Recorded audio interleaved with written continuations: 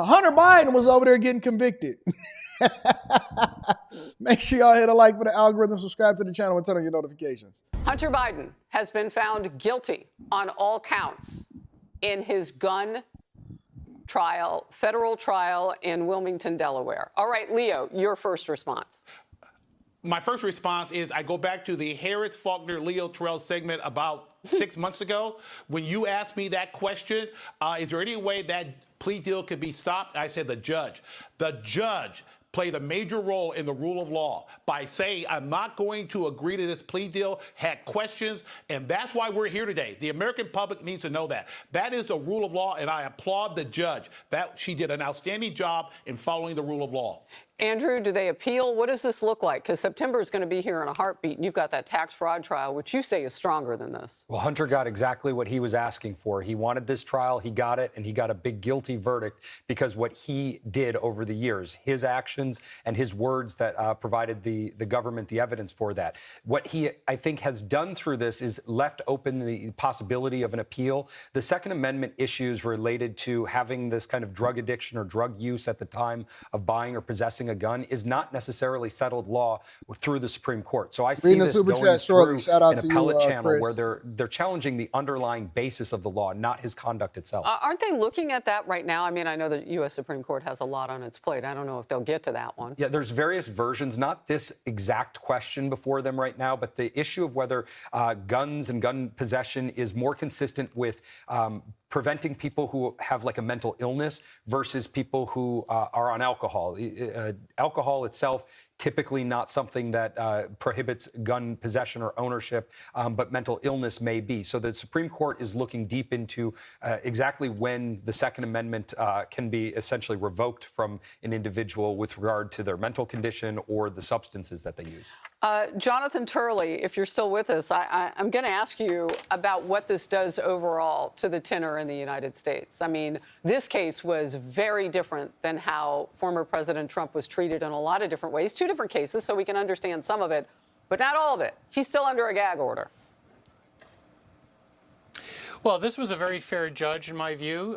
She ruled for the defense and for the prosecutors on different issues. She went right down the middle of the road. And I think in the end, justice was done here. This jury was able to overcome a nullification strategy. I think part of the problem was that Abby Lowell, the defense attorney, put forward a bunch of defenses in the opening statement that collapsed within 48 hours. The prosecutors did an extraordinarily good job here. They were focused, they were disciplined, and they methodically took apart each of these defenses in front of the jury. And when you pursue a nullification strategy, it can go too far sometimes. It can make the jury feel like they're being treated as chumps. And I think that here the jury followed their instructions. Jonathan, excuse me, we're seeing the First Lady Jill Biden walk into the courthouse. So it's taken a little bit longer for all of the family members to reassemble. We saw Hunter Biden go a few minutes ago back into the courthouse. But we knew that once a verdict had been reached, at least he would return and maybe even all of that family. Previously, we saw Joe Biden's brother James go in too. So they are reassembling ahead of the reading of this verdict. Jonathan, finish your thought. I don't think that this has anything to do with anything. And I actually seen Trump's reaction and what she said that this was all really just a distraction. The reality is that his father is still the president of the United States of America. His father is still the president of the United States of the Americas. What does that mean? Everything. When your father is the most powerful man in office in the country, their objective is just to get Joe reelected. Let me say that again. Their objective is just to get Joe reelected. Man, let me tell you something, bro. In my opinion, I don't believe he's going to do 1 year in prison.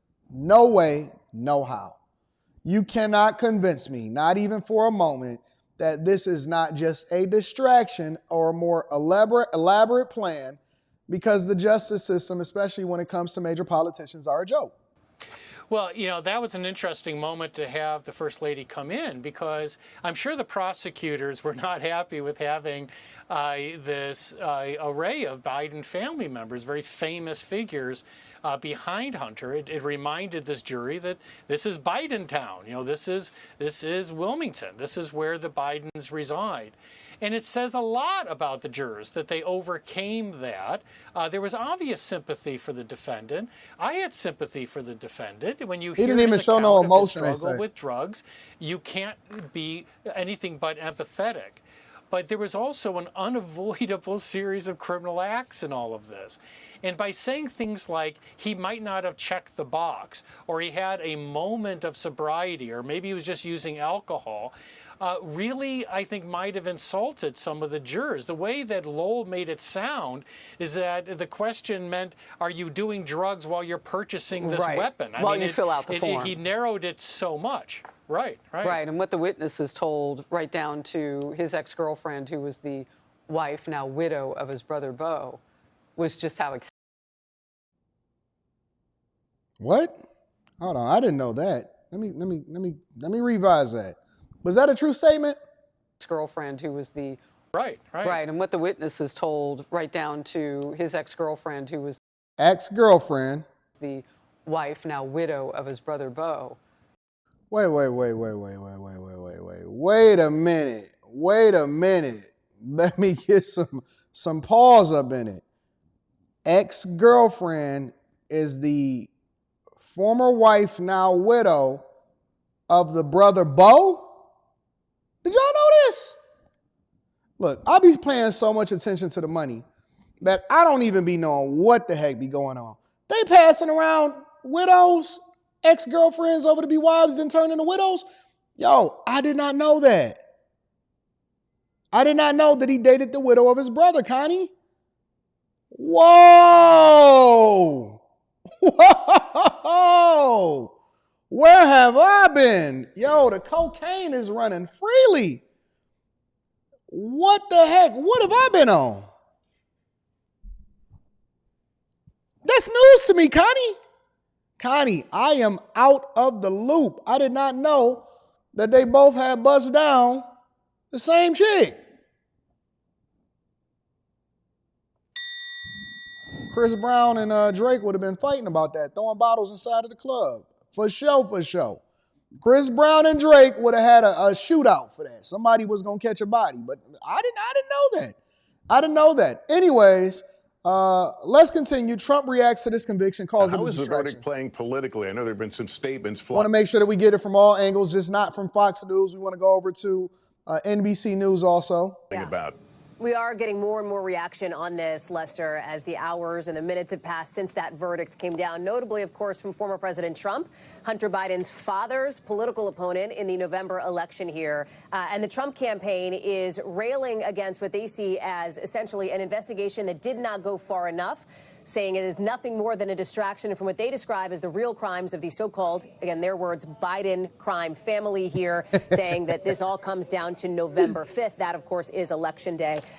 We have also heard from the Republican head of the Oversight Committee in Congress, Congressman Comer, who says that while this is an important step, essentially, it still does not go far enough. And that seems to be so far the theme, based on even my phone conversations with some Republican strategists in the last maybe hour since we last spoke, when this conviction came in here, Lester. I would say a couple of things here. First of all, there is a world in which, for perhaps some persuadable voters, when former President Trump rails against the weaponization of the Justice Department against him, there could be an argument, right, that somebody could make to themselves that Hunter Biden, the president's son, was just convicted by that same Justice Department here on felony counts. The other side of the coin here is that for Democrats railing against a convicted felon, as they describe him, and former President Trump, who, of course, has been found guilty on those felony counts, now you have the president's son also convicted on felonies. All of this said, though, Lester, stepping back, big picture, one thing I've heard in some of my conversations in the last little bit is a huge question mark on whether this is actually going going to move voters. In other words, this may be a data point that people are aware of, that they understand, that they know that Hunter Biden has been now convicted on these charges.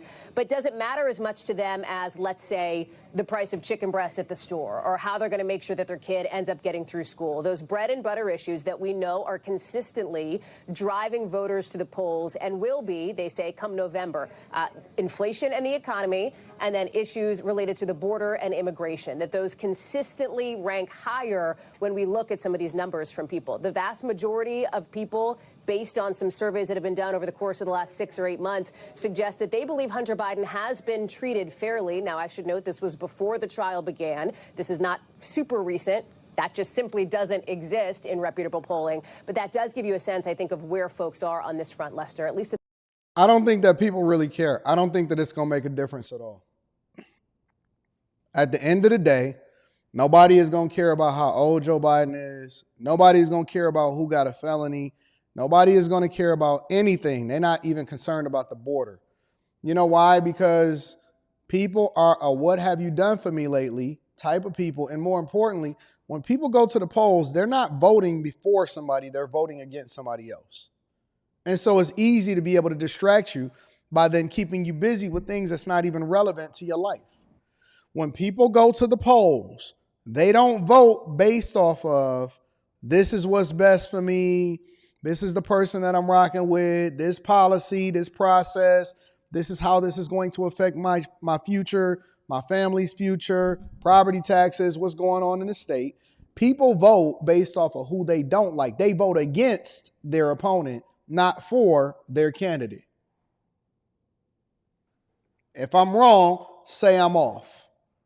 Every single person, and y'all been watching the morning show for a long time, every single person that has ever come up on this platform in order to try to hold me accountable for what it is that I say about Trump or Biden, and I say, okay, cool. So you're a Democrat, or you're voting Democrat, or you want to project yourself as independent, because you know what people do. People usually say, man, listen, I'm saying this and I'm not even a Democrat. I'm an independent. It's the same thing that they say with every argument. Man, I'm not even a Kobe fan. So what I'm saying right now, me supporting him or whatever. Okay, cool. Man, I'm not even a Kendrick Lamar fan. Man, I hate him. I just got all of his albums and all of his mixtapes, and this is crazy. Oh, okay, cool. So what they do is they qualify themselves to say that they the op.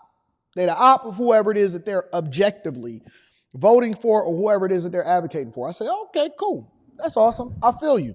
I respect your right to vote and due process, and the fact that you're going to do the research, right? Okay, yeah, I'm going to do the research. Okay, cool. I got you. So what is it about his presidency that you don't like as far as Trump? Man, he said grab her in the coochie. No.